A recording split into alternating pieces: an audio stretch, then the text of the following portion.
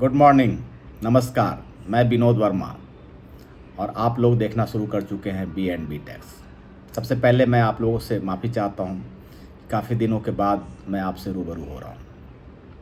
आज हम लोग कैपिटल गेन के बारे में बात करेंगे। अभी अभी यूनियन बजट जो आया जुलाई में और जो अब पास भी हो चुका है, उसमें कैपिटल गेन के बारे में काफ़ी चेंज हुआ और जिसकी चर्चा काफ़ी हो रही है, आप लोगों ने भी सुना होगा। मैं सोचा आप लोगों को इसके बारे में मैं कुछ समझाऊं। हम लोग डिटेल में बात करेंगे, स्पेशली मैं लॉन्ग टर्म कैपिटल गेन के बारे में बात करने वाला हूं और इसको एग्जाम्पल के थ्रू समझने की कोशिश करेंगे। उम्मीद करता हूं कि ये आप लोगों को अच्छा लगेगा और कैपिटल गेन की टैक्स प्लानिंग में आप लोगों को मदद करेगा। बजट 2024 जो आया उसमें एक नया rate capital long term capital gain के लिए इंट्रोड्यूस किया गया 12.5%। ये आप लोगों ने भी सुना होगा, टीवी में देखा होगा। ये 12.5% क्या है, सबसे पहले मैं ये बताऊं कि पहले का जो टैक्स था वो समझना पड़ेगा, तब ये समझ आएगा। पहले लॉन्ग टर्म कैपिटल गेन में जो परचेज का वैल्यू होता था वो ईयर के हिसाब से इंडेक्स होता था। एग्जाम्पल अगर करें कि 2001 में कोई वैल्यू मैंने परचेज़ किया और आज में 2024 का इंडेक्स कॉस्ट 348 है, तो उसको 1 लाख का था तो 3,48,000 हो जाता था, 3,48,000 हो जाता था कॉस्ट। और अगर जो बेचा उसमें से कॉस्ट हमको 3,48,000 लेस करना होता था और 20% उसके ऊपर टैक्स देना होता था। अभी जो यूनियन बजट आया है उसमें इन्होंने टैक्स 12.5% किया है, लेकिन साथ में ये कहा है कि इंडेक्सेशन आपको अलाउड नहीं होगा, इसीलिए टैक्स का रेट कम कर दिया गया है। लेकिन इसके बाद फिर 6 अगस्त को फाइनेंस मिनिस्ट्री ने एक रिलीफ दिया है, जिसमें उन्होंने कहा है कि लॉन्ग टर्म कैपिटल गेन के केस में, स्पेशली लॉन्ग टर्म, और उसमें भी केवल लैंड एंड बिल्डिंग के लिए आपको ओल्ड स्कीम जो है वो हम दे रहे हैं। 20% आप टैक्स पे कर सकते हैं और साथ में इंडेक्सेशन का बेनिफिट ले सकते हैं। उसके लिए, उस रिलीफ के लिए कुछ टर्म एंड कंडीशंस भी दिया है इन्होंने, मैं वो आप लोगों के साथ शेयर करना चाहता हूँ। ये पहला है कि ये टैक्स पेमेंट कैलकुलेशन के लिए आप ओल्ड स्कीम ले सकते हैं 20% का जो अवेलेबल है, और ये केवल रेसिडेंट, इंडिविजुअल एंड HUF के ऊपर एप्लीकेबल है। बाकी जो SSC हैं, इन नॉन रेसिडेंट के लिए ये एप्लीकेबल नहीं है। पुराना स्कीम जो इंडेक्सेशन का है 20% टैक्स का। तीसरा कंडीशन है कि ये केवल लैंड एंड बिल्डिंग के लिए है। बाकी जो कैपिटल गेन एसेट्स हैं, कुछ भी हो सकता है, सिक्योरिटी हो सकता है, शेयर हो सकता है, म्यूचुअल फंड हो सकता है, उसके लिए ये अवेलेबल नहीं है रिलीफ, केवल लैंड एंड बिल्डिंग के लिए एप्लीकेबल है।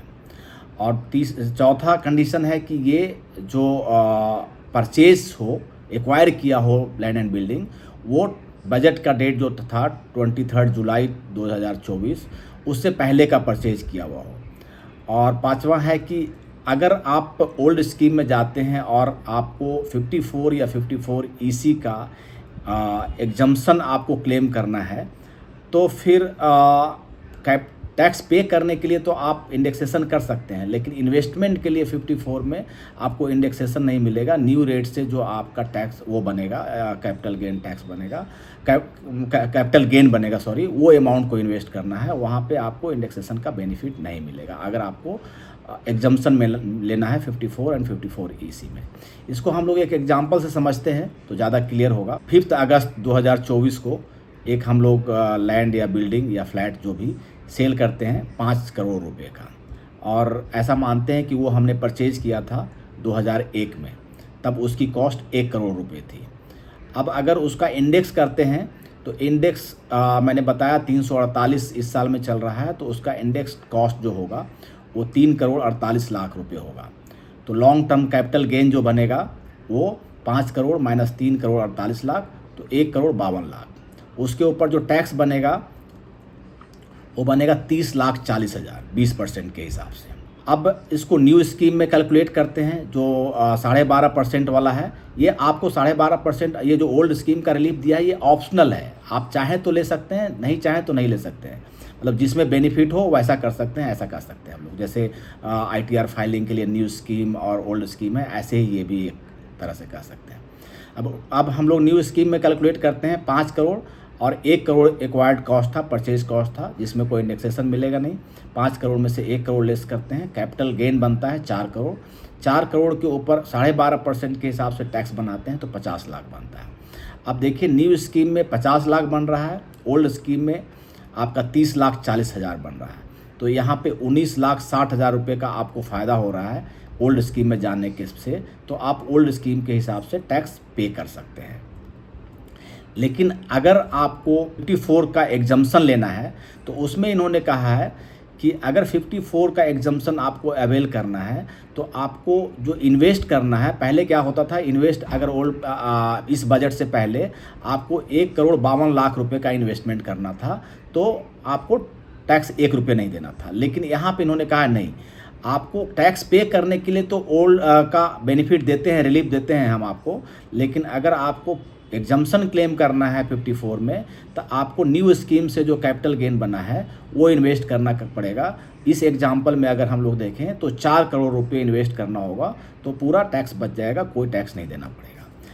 अगर 4 करोड़ से कम करते हैं तो जो पहले नियम था वही सेम प्रोविज़न लागू है कि आपको आपका जो एग्जम्पशन का अमाउंट है वो प्रोपोर्शनेट कैलकुलेट होगा। सेम तरीका 54 ईसी में भी है कि अगर आप पूरा करते हैं तो आपको पूरा मिलेगा और कम करते हैं तो आपको प्रोपोर्शनेट हो जाएगा जितना आप अमाउंट कर रहे हैं। 54 में एफ में कोई चेंज नहीं है, जैसे पहले था वैसे ही अभी है, चाहे ओल्ड स्कीम में आप कैलकुलेट करते थे, न्यू स्कीम में कैलकुलेट करते थे। मुझे उम्मीद है कि जो मैं बताने की कोशिश किया हूँ, ये जो नया प्रोविज़न है capital gain, specially long term capital gain के बारे में, ये सारे जो प्रोविज़न्स हैं इस बार जो आया है वो समझाने की कोशिश किया है और आप लोगों को समझ आया होगा। अगर कोई प्रोविज़न या कुछ उसमें रह गया हो तो मुझे माफ़ करिएगा और कमेंट बॉक्स में लिखिएगा, मैं उसको समझाने की फिर से कोशिश करूँगा, क्लैरिफाई करने की कोशिश करूँगा।